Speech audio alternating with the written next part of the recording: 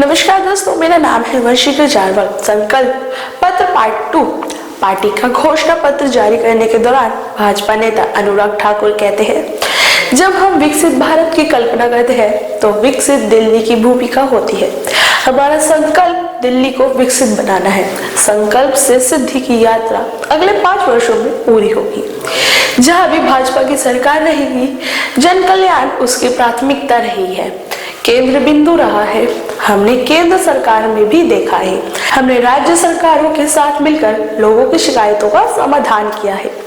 वहीं अगर दिल्ली में मौजूद आपदा सरकार, मेरा मतलब आम आदमी पार्टी की सरकार की बात करें तो पिछले 10 सालों में सिर्फ मोदी, बीजेपी, एलजी, षड्यंत्र, लोकतंत्र, तानाशाही, जुमला, बस यही सुनने को मिला है। क्योंकि विकास करने के टाइम पर केजरीवाल एंड सन्स सिर्फ धरना प्रदर्शन कर रहे हैं अपनी कुर्सी बचाने के लिए, बाकी दिल्ली वाले जाए भाड़ में।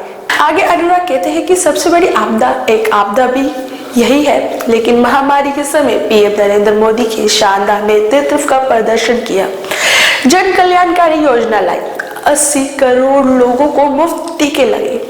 हम जल जीवन मिशन लेकर आए, लेकिन इसे यहाँ दिल्ली में लागू नहीं किया गया। आयुष्मान भारत लागू किया गया।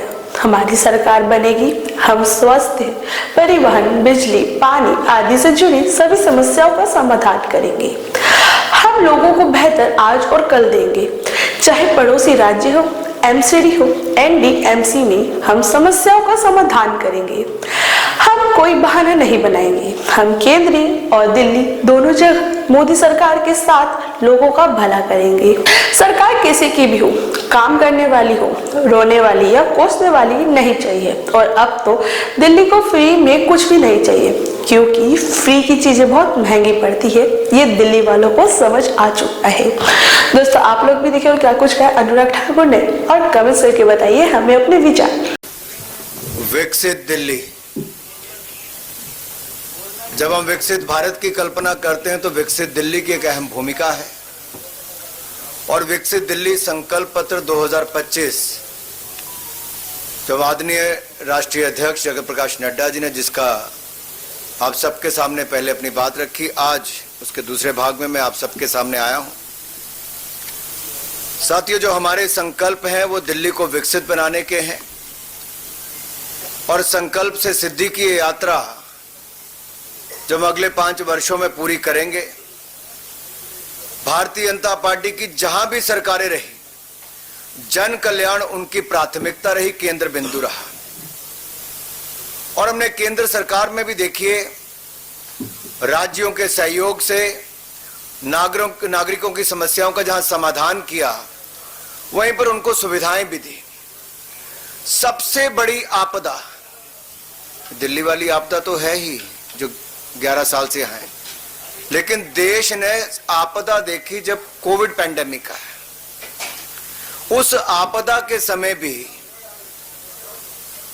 नरेंद्र मोदी जी ने जिस तरह से नेतृत्व दिया, जन कल्याणकारी योजनाएं लेकर आए, 80 करोड़ लोगों को मुफ्त में अनाज दिया, मुफ्त में इंजेक्शन लगाया, कोविड की समस्या से बाहर निकाला,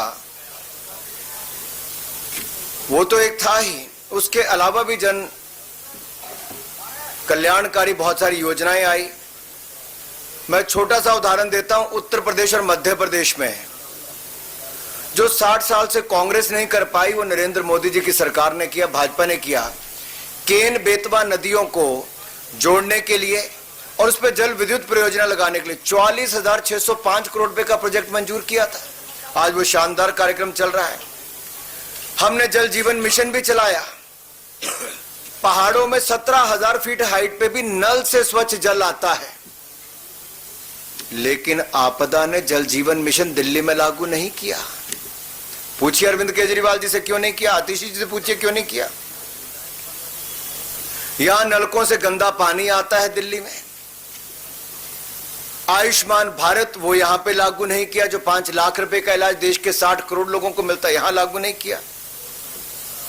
राजनीतिक लाभ उठाने के लिए उन्होंने जन कल्याणकारी योजनाओं को आपदा ने लागू नहीं किया, आतिशी जी और अरविंद केजरीवाल जी ने लागू नहीं किया। हमारी सरकार बनेगी और हम दिल्ली में स्वास्थ्य हो, यातायात हो, बिजली हो, पानी हो, परिवहन हो, आदि से जुड़ी जितनी समस्याएं हैं उनका हल करेंगे। दिल्ली को बेहतर या दिल्ली वालों को बेहतर कल और बेहतर आज देने का प्रयास करेंगे। पड़ोसी राज्यों हो, एमसीडी हो, एनडीएमसी हो, केंद्र सरकार के सहयोग से प्रभावी जो हम यहां समाधान करेंगे। हम इनकी तरह बहाने नहीं लगाएंगे कि केंद्र ने नहीं किया। केंद्र में भी मोदी सरकार, दिल्ली में मोदी सरकार, यहां की भलाई करके दिखाएंगे।